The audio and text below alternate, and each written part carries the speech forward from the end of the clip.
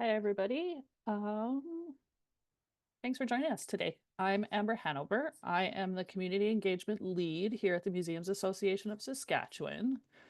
I would like to begin by acknowledging that I'm coming to you from Treaty 4 territory. I am thankful to have been raised and the ability to live, work, and gather on this land. Mass's work and support reaches lands covered by Treaties 2, 4, 5, 6, 8, and 10, currently known as the Province of Saskatchewan, comprised of the territories of the Nehiyawak, Anishinabeg, Dene, Dakota, Lakota, Métis, and Nakota nations. My land acknowledgement is the beginning of my journey of reconciliation, and it's an expression of my gratitude to whose territory we reside on and are visiting. Today I am happy to introduce you to Orly Lael Netzer. Orly is a scholar of life stories, cultural studies, memory studies. She interlaces Indigenous and settler perspectives, and her work is driven by questions of relations, exploring how culture shapes our ways of being with others and through listening to each other's lived experience. So Orly will be doing a brief presentation, and then we'll have a chance for questions and discussion to follow. Feel free to put any questions you may have in the chat, and we will do our best to address them. Orly, I will pass it over to you. Thanks so much, Amber. Thank you all for joining us today. And thank you to Mass for inviting me, to the Mass team for inviting me. You can all hear me well and see the screen? Yeah, this is good. Cool, thank you so much. I'm joining you today from the unceded and unsurrendered territories of the Algonquin Anishinaabe along the shores of the Kichi-Zibi, also known as the Ottawa River. And for today's chat, I'd like us to focus on essentially three keywords: stories, museums, and relations. More specifically, I'm building on Roger Simon's thinking of museums as spaces of civic learning, a prelude to conversations about how one makes relations to the past and to each other. I'd like us to explore museums' capacity to foster difficult and potentially transformative conversations, both by the ways that we tell stories of past harms through lived experience, but also, and more so, by acting on the responsibility to account for a museum's own difficult inheritance as an institution and beneficiary of colonial harms. I come to this work from higher education, researching and teaching about the roles of visual, literary, and performance art in shaping memory and relations between communities in Canada. In particular, I think about the role of life stories and testimonies, with attention to cultural institutions from the CBC to archives and museums, and their role in the cultures of redress and reconciliation. As a researcher and as an educator, my attention to museums, stories, and relations emerges from actually my experiences of arrival to Turtle Island and the nation state of Canada. So while I now live and work on Algonquin territory in Ottawa, the place that shaped my relation to Turtle Island was actually Treaty 6 territory, the land of the Anishinaabe, Cree, Oji-Cree, Dakota, and Dene peoples, and the homeland of the Métis Nation. My first home on Turtle Island was Amiskwachi in Beaver Hills. I arrived to Edmonton, Alberta, which is the currently known name, as an international student when the city was actually immersed in hosting the final national TRC event. And about a year and a half before the publication of the Commission's report and calls to action.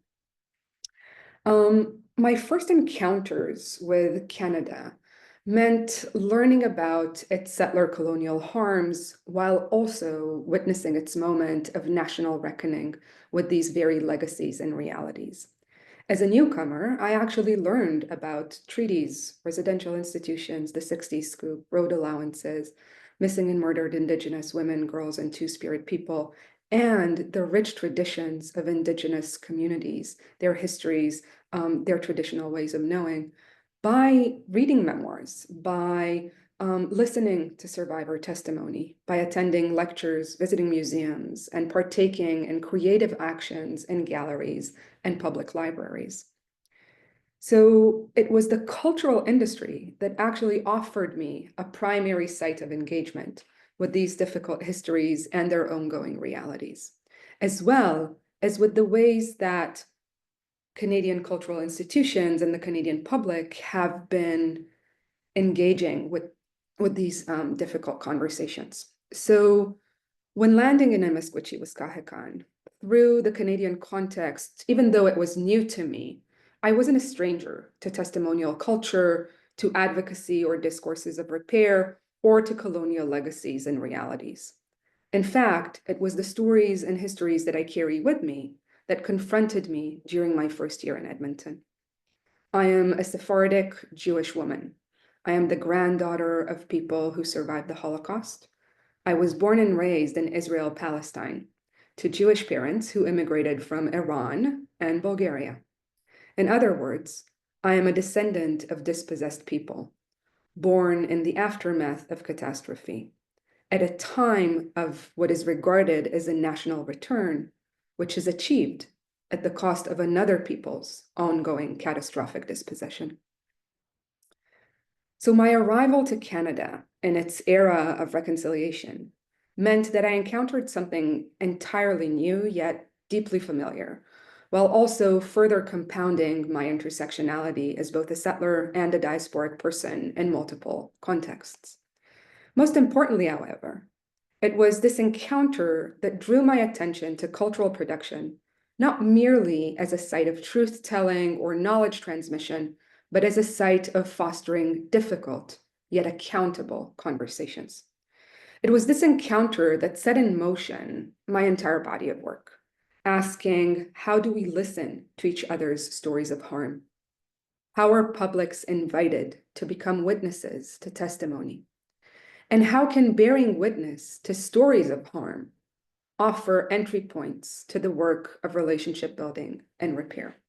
So this larger body of my work attends to concerns and potentialities of inheriting both Indigenous and diasporic testimony, as well as how to do so in ways that honor survivor authority and agency, care for both belongings and the stories of communities, while invoking publics and institutions accountability. So in a lot of ways for today's conversation, I'd like to focus on this latter part, asking why should we and how can we share difficult histories and the work of repair that is encompassed in repatriation, custodianship, and care for Indigenous communities, ancestors, and belongings in museums. And how can we do so in ways that can foster difficult yet accountable conversations, aiming to change not only the relation to the past, but also our relation to one another in the present and the future. Oh, sorry, I forgot to switch to the slides. And so this is essentially the question, the two questions that I'm thinking about. How and why we can share difficult histories, and particularly the work of repatriation, and how can we tell these stories in ways that foster accountable conversations and potentially change relationalities. So I think about these questions through the concepts of museums and relations, so by bringing the two together. The origins, legacies, and structures of museums as cabinets of curiosities, as collections of precious items, as institutions of expert authority, which show and tell the stories of places and communities. All of those origins, legacy structures, they essentially embody colonial logics and colonial structures.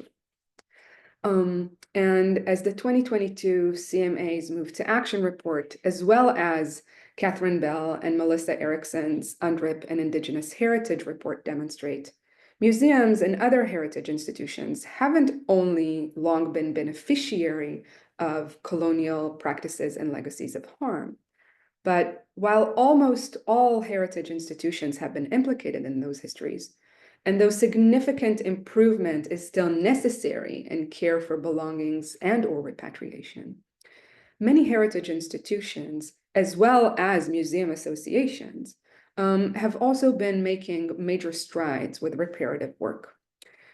So when that reparative work is grounded in UNDRIP values, these efforts can foster sites of genuine repair, spaces of ethical and sustainable relationship making between Indigenous communities and settler colonial heritage institutions and potentially the wider public.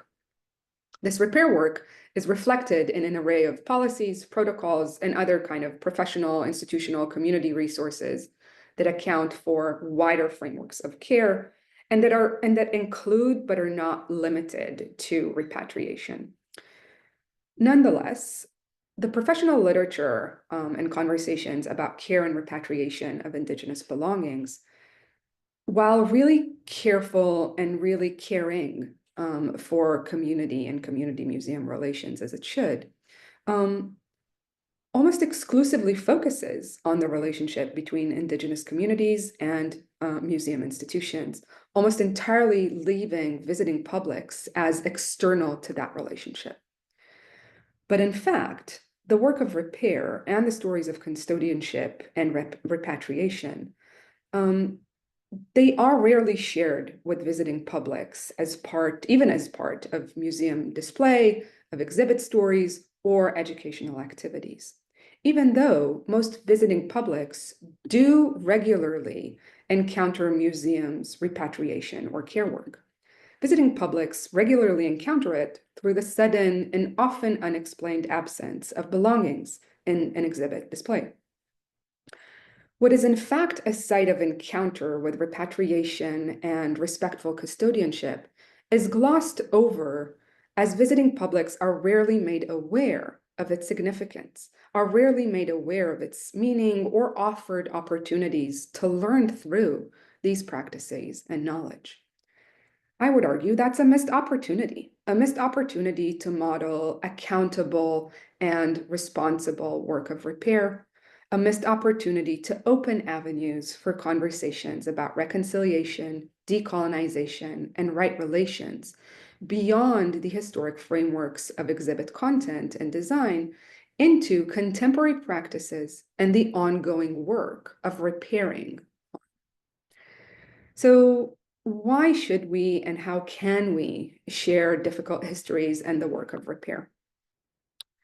Pappas Chase Cree scholar, Dwayne Donald, and he's a pedagogy scholar, he explains that colonial logics are grounded in a foundational denial of relationality. To counter the logics and structures of colonialism, Donald frames the aims of decolonial work or decolonization as reciprocal and sustainable ethical relationality. Or in other words, through the process of rethinking and reframing on whose terms do we speak. Donald's question of decolonizing as the work of changing the entire premise of individuals and institutions alike draws attention to what many museum scholars have been saying. For example, the idea of turning away from colonial frameworks towards rethinking and redesigning museums, as Brandy MacDonald suggests, or towards futures of humbleness and restraint, as John Hampton proposes, and to the ideas of return of belongings alongside return of power, compensation, and land, as John Moses demands. So the aspects of relationality that are embedded in repair work in terms of repatriation, custodianship, and care for Indigenous ancestors and belongings. These aspects of relationality are accounted for in a number of UNDRIP articles, right from Article 11 that establishes Indigenous peoples' right to protect cultural inheritance, to Article 12, which is about the right to traditional sites, ceremonies, remains, to Article 31, the right to cultural heritage, traditional knowledge, intellectual property.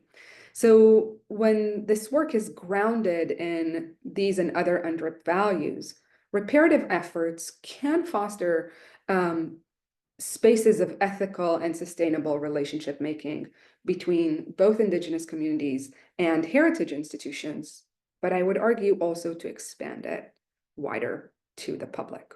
So engaging in the process and practices of custodial care and repatriation, both Indigenous communities and museum teams are actually confronted with the difficult knowledge of colonial extraction, displacement, and dispossession, as well as confronted by the ways it has been shaping the power dynamics and relations between the very communities and institutions, and more widely between communities and institutions. So at its core then, repair work is relational work. And even when it's done right, it is hard work. But if our aim is to foster reciprocal and sustainable relations, if we aim to decolonize in the ways that Donald frames decolonial work, the hard work of repair shouldn't simply end once belongings are returned to their rightful home and once communities and institutions reach an agreement. Why not? Or rather, why do we need to introduce publics to these stories? The stories of Indigenous belongings are already part of the stories in and of the museum. From the museum's history to its materials, its collections, curated displays, as well as the information or stories that accompany the displays, events and activities that are hosted, practices of community engagement and co-curation, or even processes of like research and research access and collections. So in this way, wider publics, whether the publics are Indigenous or not, professional audiences or general ones, publics across all ages, and whether they're domestic or international, wider publics are already implicated in both the harmful stories and the work of reparation. But from the perspective of the visiting public, these stories are largely rendered invisible. And it's a missed opportunity, especially if we consider repair as relational work that has stakes and requires the labor and kind of input of everyone. So thinking through visitors' engagement with difficult knowledge and stories of repatriation, I'm thinking about them as part of this framework of difficult knowledge. Curator and scholar Roger Simon advocates for a practice of inheritance. Simon's practice is grounded in a traditional Jewish practice of remembrance, but his idea of inheritance, more specifically, interlaces thought and affect and demands an ongoing process of engaged learning about the ways in which present realities are shaped by the ongoing presence of past events. As visitors are called to be responsible to events beyond one's memory, and thus change their relation to the past and subsequently their way of being with one another in the present and in the future. And this kind of communal mode of relationality or communal mode of inheritance and remembrance is one that requires, for Simon, learning, listening, learning, teaching, preserving, and acting. So like it has this like iterative multiple step structure. I turn to Simon because it is inheritance that is at risk when we don't share stories of repair as part of the museum's storytelling. So in other words, glossing over the work of repair, custodianship, or care risks erasing and sanitizing the museum's colonial legacies and benefits. It risks reintroducing the colonial logic of engagement or collaboration as transactional rather than relational. It risks preventing publics from inheriting the difficult story of the museum alongside the difficult stories narrated through its exhibitions and understanding the two as intertwined, as well as it risks denying publics the opportunity to inherit models and practices of repair as flawed or fraught as they may be. So yes, I fully recognize that publicly recognizing the continued benefit and ongoing implication of extraction and harm puts the institution in a, shall we say, vulnerable position, or what feels like a vulnerable position. But as fraught as the process may be, the museum is already working with community in an attempt to make things right. And if we seriously take up the idea of the museum as a site of civic engagement rather than merely a source of expert authority, then if we seriously want to take up museums as designed to serve publics, then change, such as decolonizing, relation building, cannot happen without wider publics being part of the story. So rather than keeping museum visitors, whether they are Indigenous or non, as outsiders to stories of repatriation, inviting visiting publics into the stories of custodianship and care work can open difficult conversations about histories and about historic legacies, as well as necessary contemporary tangible practices of reconciliation and decolonization. And I'm saying all of this and I'm proposing all of this with the full knowledge that is as meaningful or as well-meaning as this kind of gesture may be to say, yes, let's share these stories, let's tell these stories. As well-meaning as it may be, stories of repatriation and sharing them with the general public also risks celebratory, performative, extractive, or even appropriating implementation and receptions. So effectively, the risks are causing further harm through telling the stories or through the ways that we tell them. So I'm gonna continue to think about how do we propose alongside some of these challenges. And yet, as risky and vulnerable as it may seem, I believe that this isn't just a matter of potential benefits outweigh the risks, but that it is the responsibility of heritage institution and cultural professionals to not shy away from these difficult parts of our stories. In fact, the need to bring publics into conversations of repatriation now becomes even clearer when we consider the CMA's announcement on repatriation. So by calling on the federal government and on September 30th, 2024, the CMA called on the government to act on its commitment to UNDRIP by actively supporting the return of Indigenous ancestors and belongings through repatriation. With this gesture, the CMA is already opening the conversation to general publics, inviting engagement with institutions and public's implication in both histories and practices of harm, as well as the commitment to actions of repair. So making reparative work visible and accessible to publics in ways that are sensitive to communities' protocols and needs is paramount. So rather than asking if, I guess the question should be, how can we responsibly tell stories of repair? How can we tell stories of repatriation, care, and custodianship in good ways?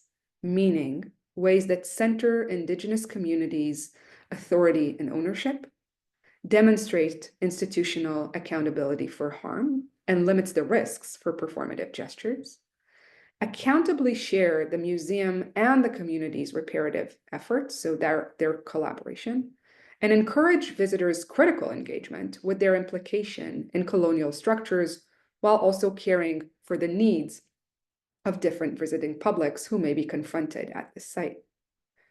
So I started asking this question when I was part of Carleton's Summer Institute in Museum Studies, and I developed or began to develop my initial answers as I was completing the CMA's Move to Action course last year.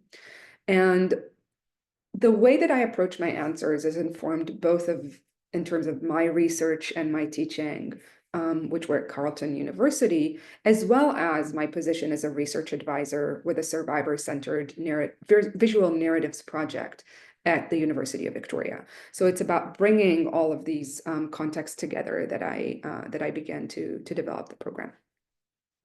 So when thinking about repatriation and care, or that I began to develop my answers to this question of how do we responsibly tell these stories.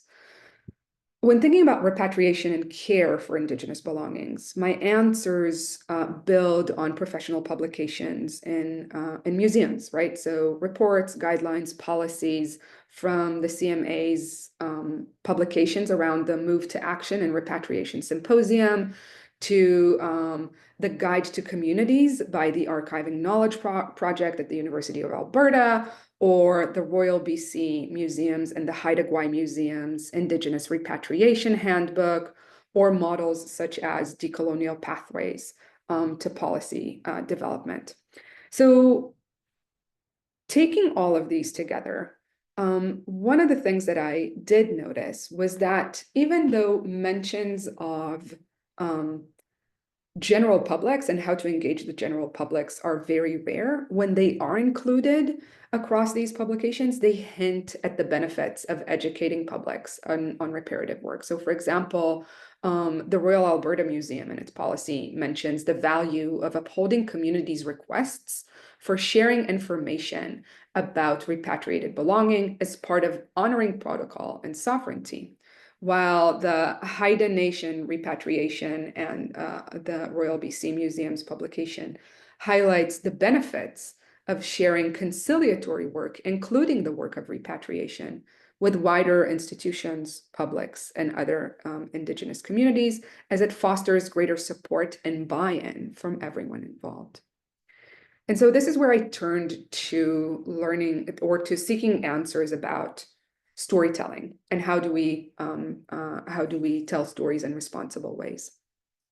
So looking for these kinds of answers, I actually grounded myself in Indigenous and diasporic frameworks on relational storytelling and relational reading, whether it is Dwayne Donald's work or Roger Simon's practices of inheritance, whether it is Deborah Britzman's difficult knowledge, Métis author Joanna Piscanu's ideas of socially responsible criticism, or Anishinaabe writer Nigan Sinclair's guidelines for ethical models of engagement with Indigenous knowledge. So what I took when I turned to these literary and pedagogy and museum scholars who were thinking about storytelling is that they assert, among other things, they all assert the values of reciprocity, accountability, transparency, and respect. So the way that they kind of answered, how do we tell stories, tell difficult stories in accountable, responsible, careful ways, was through reciprocity, accountability, transparency, and respect. And those were the core of telling stories in a good way, or storytelling that has the potential to foster inheritance. So when I brought these two research conversations together, the storytelling and repair in museums together, I returned to kind of look at how do we see these values reflected in current professional literature. So the work of repair, it's achieved in part by changing what stories we tell, how we tell them, and how we thread them together. And so that requires at the very core a recognition of being and working in relation. And so in other words, it is at the heart a relational work, which means that we start with ideas of reciprocity. And so Lucy Bell and Nika Collison are attuned to reciprocity in their repatriation methodology through Haida ways of being. And they highlight that it looks like sharing the ways that this is reflected in attention to care, to clear consent.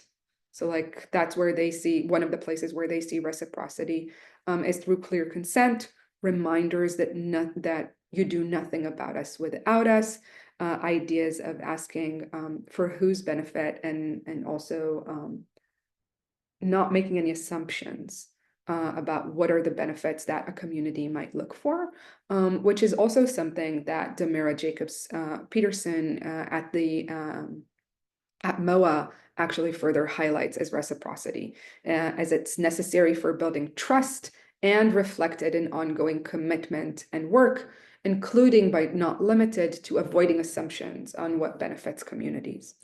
So I kind of noticed that the start was with ideas of reciprocity and some tangible things there. And then folks like Miriam Claver and John Moses further highlight the need to focus on respect and care of culturally sensitive material in museums' collections, by centering cultural standards defined by the originating community as a type of care based on partnership that protects both tangible and intangible attributes of heritage objects, or as Rose Evans notes in the context of Maori traditions, respect as reflected in considering Indigenous belonging as living beings, as ancestors, rather than collections and items or artifacts. So reciprocity and respect are kind of the driving forces, and then accountability and transparency unfold through these as tied directly to the idea of truth telling, or telling the truth, because the truth telling imperative is what invokes both accountability and transparency. And that's something that Bell and Collison really center in their Haida methodology and Haida ways of being. So when they attune us to accountability and transparency, they're drawing attention to the ways that a humble museum accounts for harms and moves forward with transparency on its efforts of repair. So reparative care work is the responsibility of the museum, right? From reaching out to Indigenous communities, to providing access to collections, to centering Indigenous peoples, to representing the stories and the belongings properly in museum storytelling, and to establish policies of care and custodianship that honor communities, agency, authority, and traditional protocols and practices. And this is where actually thinking about accountability and transparency, that's where we flip the script from community responsibility to demand repair, to museums' responsibility, to initiating the process of making things right and ensuring that the process properly unfolds. So these are lovely values. These are really necessary values, and we can all understand them very clearly, even like, and apply them to museums. But what does this tangibly look like when we're thinking about sharing stories of repair?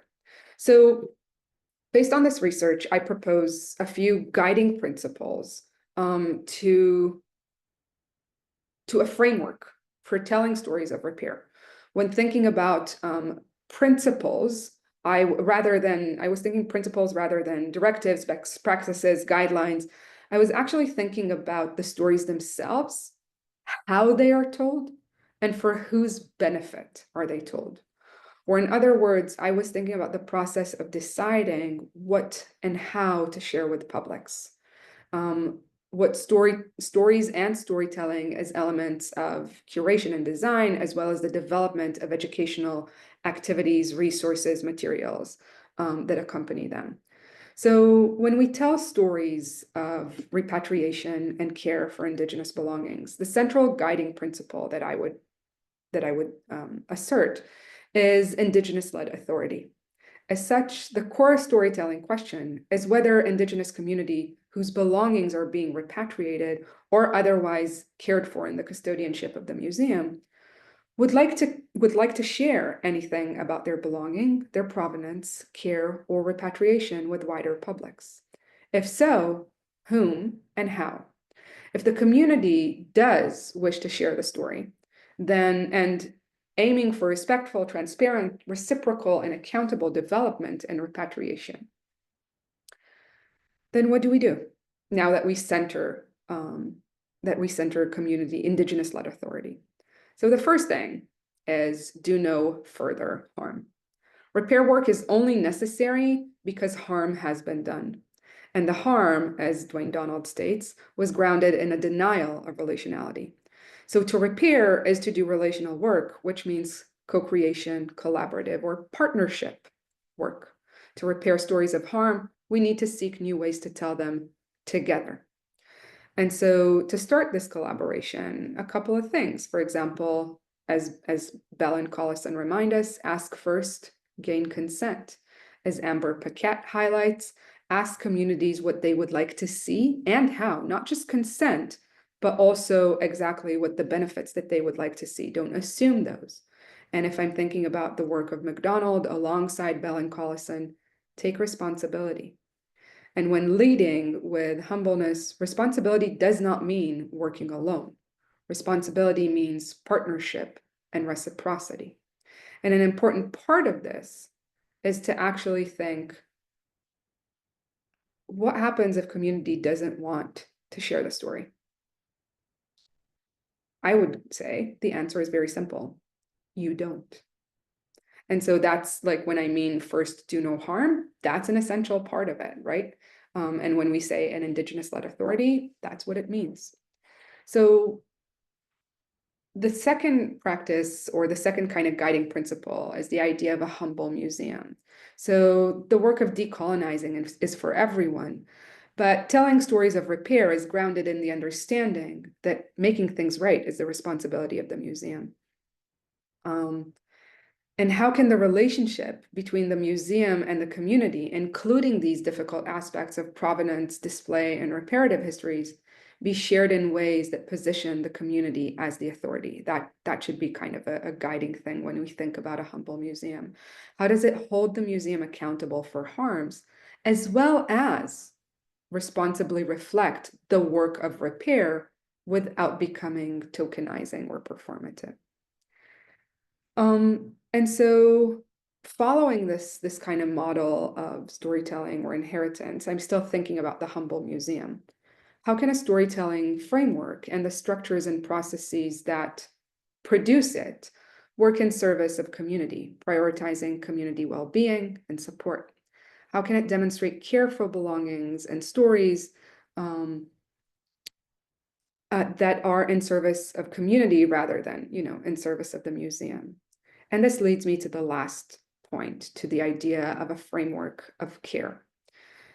Storytelling, whether it is through exhibit, through curation and through design, or through educational material, it will formulate a site of encounter with histories and ongoing realities of colonial harm. So how can an educational component, and that's an important question we need to ask, foster recognition, humility, and accountability for non-Indigenous publics, while also caring for the needs of Indigenous publics and respecting community protocols? So this can look like a lot of different things, or it would actually mean it would mean taking into account different things for different publics. How do we actually care for the well-being and support that Indigenous communities, whether it's their story or another community's stories, encounter when they meet these stories in the museum, as well as with non-Indigenous publics? How are they actually encouraged to inherit, to kind of be accountable, to relate that? And that's in part through the design of the display, but also through thinking about spaces for conversation, spaces for what do we reveal and what do we provide any kind of mediated entry point into. What do we actually display or don't display, and what ways do we make information accessible, and in what ways do we make supports accessible to different publics?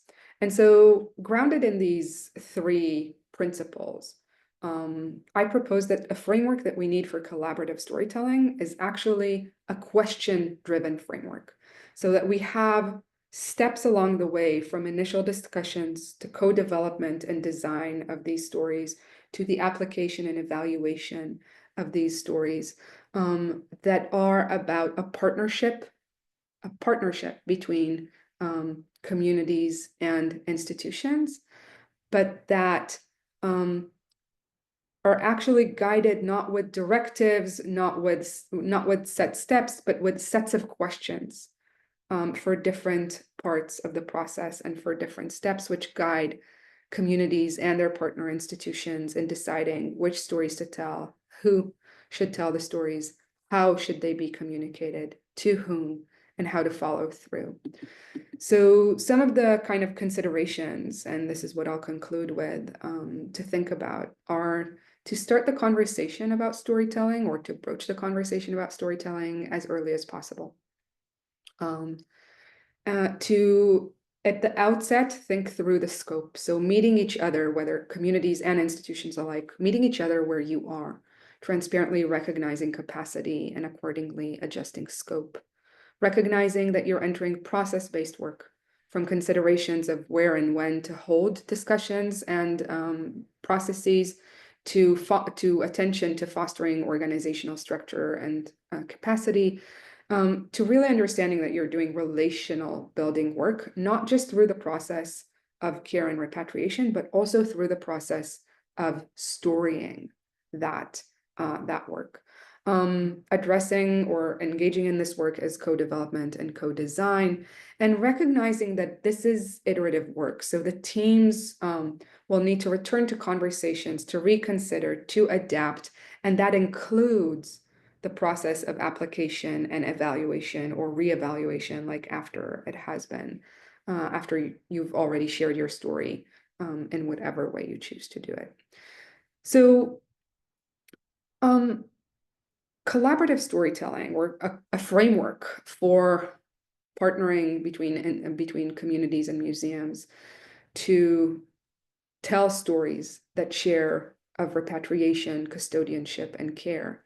It can model what long-term, reciprocal, and meaningful relationality work can look like between the museum and communities, how repatriation and ongoing commitment and work, and how the labor of decolonization is needed for everyone within and beyond the institution.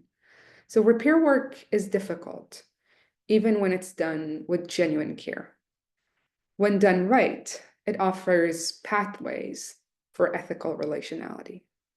Telling stories of repair in reciprocal, accountable, transparent, and respectful ways is a necessary part of this process of repair work and relation building, opening possibilities of inheritance between the institution, communities, and wider publics, changing not only our relation to the past, but our relations with one another in the present and the future. So yeah, thank you for that.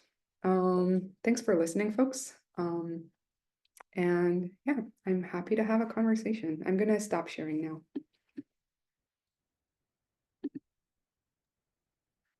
Thank you, Orly. Yeah, I'll start off asking anybody if they have any questions or comments, any responses at this time.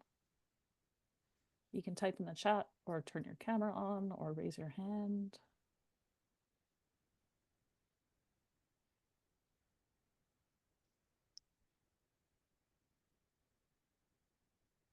No one wants to speak up. That's okay. Yeah, it was there's a lot of information Yeah. to digest, and I really think, oh, Carrie, I see Carrie has a question. Did you want to speak up? You can unmute yourself. There we go. Hi, very interesting presentation. I really enjoyed it. Thank you. I guess my question is, what you've said is quite sophisticated and requires training. And even though the museum may have resources for the training, how do you engage your partners, your other side of the reconciliation may also lack that sophistication to be able to go into this sort of relationship. Do you know what I mean? I'm wondering who you're framing as your partner. So is that the general public or the No, the Indigenous communities. Okay. The Indigenous communities. We just went through a 2-day reconciliation treaty training process with the Office of the Treaty Commission. Amazing stuff. And they're well beyond us. I mean, well beyond. But I worked with First Nations, like the communities.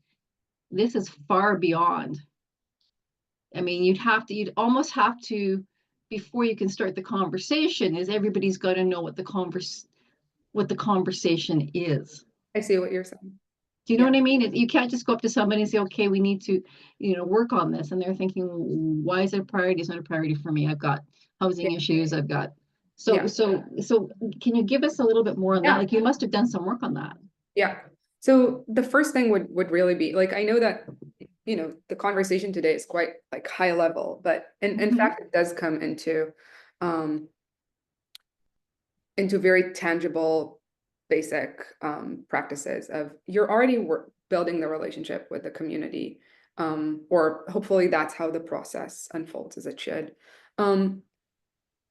It's a very direct question of, would you like this story to remain between us, or would you like us to think together about a way to share this with the public?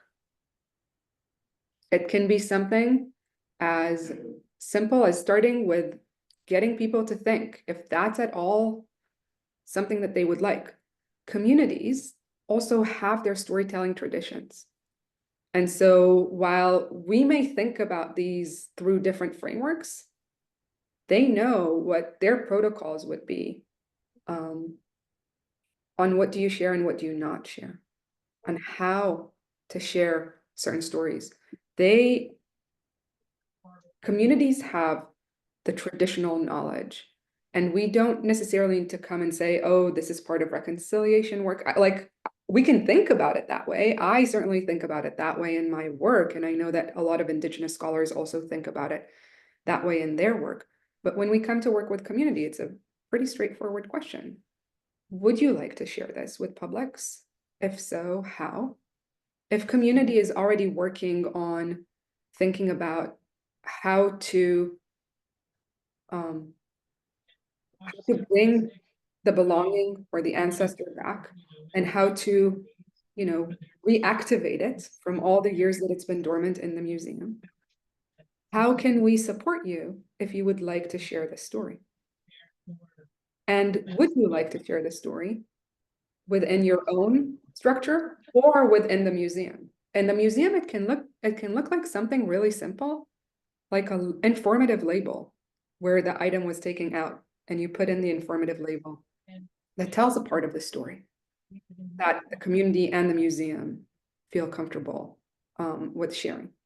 It can look as something as simple as a lot of communities do have resources that they have already created telling their histories, telling about their objects.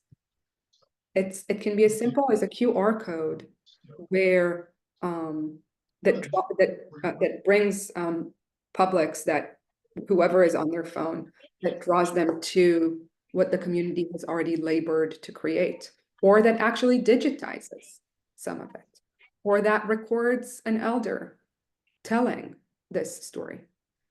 It can be something incredibly large as co-creating a virtual exhibit that tells the story. It could be something incredibly large, like producing a book that tells the story. It can be, it can require training. It can very much grow into that. But when that's not where you and or the community are at, it doesn't mean it has to be put aside. I mean, someone put in the comments, Michael Smith, this is where you have to do the work to build them up. It is part of the museum saying, this is the capacity we have. How do we take up that capacity and kind of allow it to support the community in building itself? If the community already has a cultural center that they would, where they would share any of the belongings, whether it's the specific belonging that you have repatriated or something else, this is where the museum can actually redirect publics visibly, right? Redirect publics to actually, you know what, go visit that place because that's where you will learn more about this. Here's a subsidized entry, right? Here's 15% discount to go there. Or if you create a publication, all the funding goes to support the community's cultural center rather than the museum. There's a lot of ways. That's why I'm kind of like thinking through this as a question-based and process-based, because everyone's capacity is at different points. Mhm. And I know that what I'm sharing is a lot, but I also, your question is actually where like the heart of it is, because that's where we often, we're like, this is more than I'm able to hold. And it's true. Sometimes it really is, and sometimes it feels like that, but we can overcome it. And what I hope is that developing a question-based method or a question-based framework allows to kind of unpack a lot of that pressure and to really allow people to meet each other where they're at. Because that's how we start to build a relationship, by figuring out how do we tell our stories together. Okay, thank you. Thanks. That was also a very long-winded professorial answer. I'm sorry about that. No, because it was a very professorial presentation. It is a very sophisticated model. Mhm. And I just think back to some of the training I've had with how to deal with, let's say, problem employees. Okay, I've had training for that. If the problem employee hasn't had the same training, he has no idea, or she has no idea what I'm trying to accomplish or why I'm asking questions. They just feel threatened when I ask questions. That's fair. You know what I mean? That's fair. Is that because they have no idea why you're doing this? Why are you asking me Yeah. who are you? You know, you're a position of authority and you're asking me questions, and I don't understand why, because they had never been exposed to the training that I had been given. So that's where I'm coming from. Yeah, and I fully recognize that. I think where I'm coming from, or what I'm proposing, is when you already have a relationship established, where That's you what I was have gonna say, some, that already established relationship, you know, you are taking the responsibility and the transparency of your institution with that relationship having already been developed, whether it's through conversation, whether it's through them coming to you, whatever that looks like, because every relationship and that is going to be different, right? With every community, with every, you know, so just having that transparency and, like you said, this is already developed, and now you're taking accountability that this is developed. Yes, this is the work we're doing on our side, this is the work the community is doing on their side, and then taking it that one step further, not just, okay, it's done, it's one and done and move on. It's taking the responsibility of sharing that story, or sharing that information of why and what, again, with working with that community and what they'd like to see. yeah. Thank you, Amber, because I agree. It goes back to what Michael had said. It's about developing the relationship in the first place, right? And I also want to add that part of developing such a framework, and it's part of what I've been doing with developing it, is also thinking, how do we come back when things fall apart? Right? Like, because we will have moments where communication shuts down. We will have moments of disagreement. So how do we actually come back from those, still grounded in the same principles and in the same ideas, and recognizing that this work is not, it's not linear, right? Mm. Yeah. Yeah. That's what, it's not just the relationship building. It's like you said, Amber, it's the sustaining of it, the long-term commitment to it. Yeah. I see. Okay, thank you both. Very, very good. Thank you. Perry. I see there's a comment, Amber. I haven't had a chance to read it yet. I just opened the chat. Yeah, I'll take a look here. I think it's just asking what your thoughts are. They have very little Indigenous representation in the area, and what representation they have, some of it is not known, even their own history. Okay. Um, So if I'm understanding this correctly, Kirsty, and please correct me if I'm wrong, Kirsty. So what you're asking is, what are my thoughts when we have situations where you don't really have access to community, and still many of your visitors are Indigenous peoples who are encountering their story as through visiting the museum in part? Am I understanding this correctly? And I think it's more so about, you know, having the oh, Christy, sorry, are you there? Are you Sorry. able to speak up? Hi, Yeah, I can Kristen. now. Yes, sorry, I'm at work, so I was running. No worries. Um, Sort of, Orly. We don't have a lot of Indigenous peoples that pass through the area.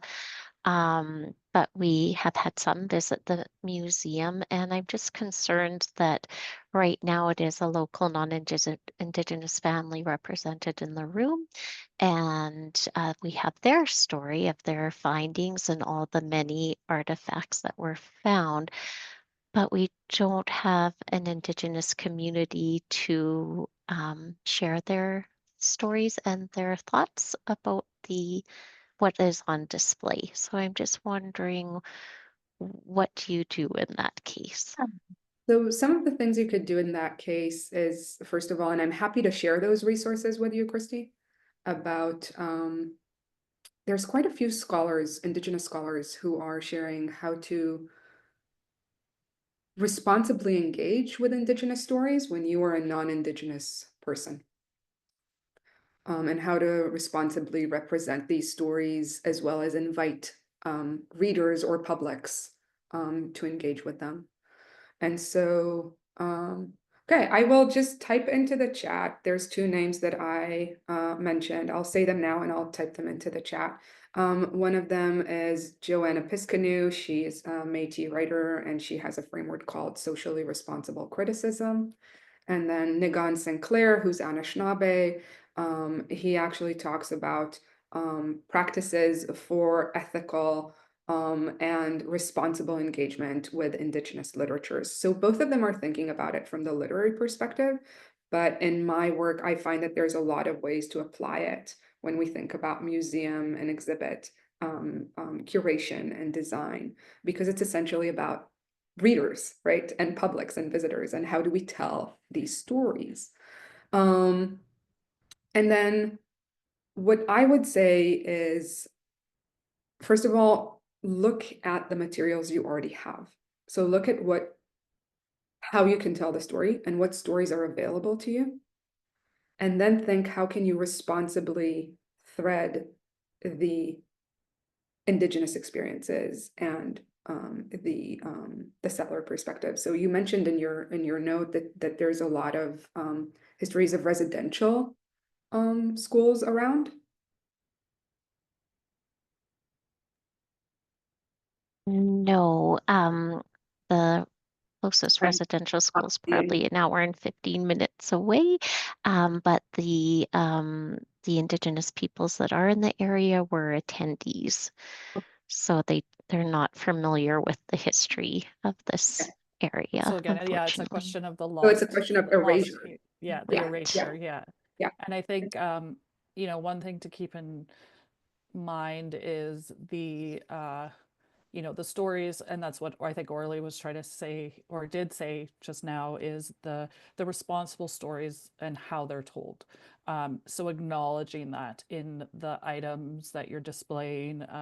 Again, archaeological materials aren't like a huge on our radar right now. But something that, you know, we've done is brought in Gabriel LaMarche as our repatriation liaison, and he is able to help kind of navigate some of those questions and some of those things and some of those places. Very knowledgeable in many aspects, and even perhaps able to make connections to communities that might no longer be in place where you are, but did at one time, and maybe those kind of relationships can then be built further. So don't hesitate to reach out to us with those types of questions as well, and especially when you're researching or wanting to develop these stories responsibly. You know, that's what our hopes are, and kind of what this framework that Orly's, you know, building is to do that. So we're here to support in that as well. So Yeah, and I'm always happy to be involved with that, to support and to think through some of these questions. I think it's always when you when you're thinking through particularly, what do I do with erased representation because community has been displaced, community has been dispossessed. So what do I do with the silenced stories? To find, in the case of Indigenous erasure, to find an Indigenous consultant or researcher to bring in on that is wonderful. And if you are thinking from the perspective of how do I responsibly, as a settler institution, tell these stories, then having a conversation with both Indigenous and non-Indigenous professionals, researchers, anything like that, I think that's usually where the real benefit lies in actually partnering on this kind of work. And I see lots of folks are suggesting more resources in the chat. Yeah, and that's what's great is the you know, the connections and working with each other. You know, because as institutions and, you know, places of public trust, we're all, you know, we're all kind of in the same, we're in the same page, we're in the same boat. So working together, whether it be from northern communities to, you know, Southwest, you know, there's ways to kind of bridge our own relationships with each other. And that's one thing we came kind of out of going through our reading group, Move to Action, was the ability to share and say, okay, this is where I'm at in this journey, or these are the questions I'm asking. And it's very similar, but maybe somebody has moved, you know, past that already. So what is their insight? So again, working together ourselves as well while we're doing this work. And that's one thing, getting connected with Orly for Mass has been a great resource. And again, like it was suggested, it's a very like scholarly kind of presentation and this framework, right? And it's, but it gives that context because it's that ability to take all of these pieces of these things that we've all heard of, whether it be the calls to action, move to action, and then your own research with some of these other, you know, areas that are dealing with the same things and putting it all together in kind of one cohesive, I don't want to say package, but it gets you thinking, okay, well, these things, now these are the things that we can tangibly start to do from all of these very, you know, written report Very kind of philosophical, things. yeah. Exactly. And that's one thing, I mean, and I don't want to like not to criticize Move to Action and even some of the stuff that came as resources for that is where's that tangible? And that's what's really appreciative is Orly has made herself available to us and to you as our members, to as a resource for taking those steps, for taking those tangible next steps. So don't hesitate to reach out. We'll put Orly's contact information I can send out to you guys. So don't hesitate to reach out when you're kind of moved on from this. But yeah, Um, and if I put it in the chat, then is it visible on the recording? no, you can put it in the chat. Then I can just put it in the chat for everyone who's here, and y'all Yeah. are to contact me at any point.